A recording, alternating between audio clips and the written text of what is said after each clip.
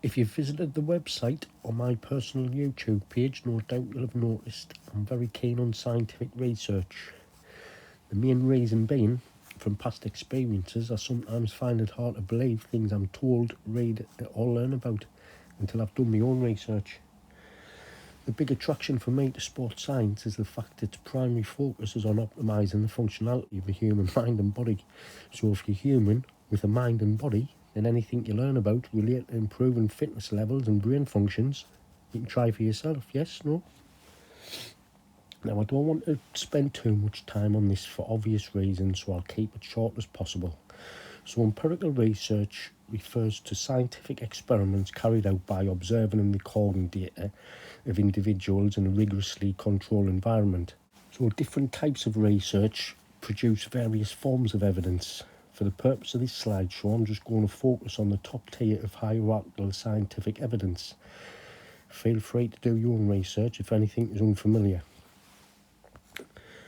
So, a systematic review is when a researcher enters a specific question into a database, usually several of them, applying rigorous systematic criteria clearly defined to obtain the answers.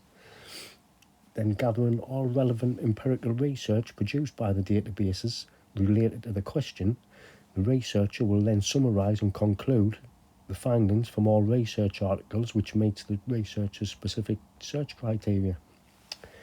And as we can see here in the flowchart, there was 84 studies included in this review.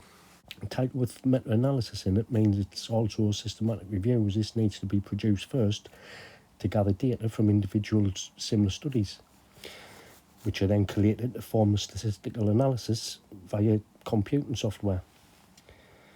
As we can see in the results here, 121 studies met the inclusion criteria, totaling 3,419 athletes. So you can see why this type of research holds a lot more weight to say a study with 20 odd people in it. What I also love about these types of information are the reference lists attached. Gives you shitloads more research to look at if you need to. Some conclusions can be vague, with further reading necessary to find clear answers you're looking for. One of many reasons why I stay away from mainstream news outlets is that they don't provide a reference to credible scientific research for the watcher or reader to digest and make their own mind up. Instead of discussions based on findings from empirical research, we have people telling us what is and what isn't based on whose opinion.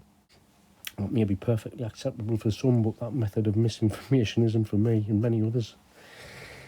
So just like professional sports academies and organisations, I prefer to be guided by strong scientific evidence, use my own intuition and discernment whenever applicable. If it's good enough across all elite sports, then it's good enough for AFC. Anyway, I hope that's made it a little clearer as to why I use research articles to form the foundations for my coaching at all levels of the sport. The gap between the top tier of pyramid football and the bottom tier is only getting wider, more so in recent years. So if you and me aren't going to raise the standards of grassroots football, then who will?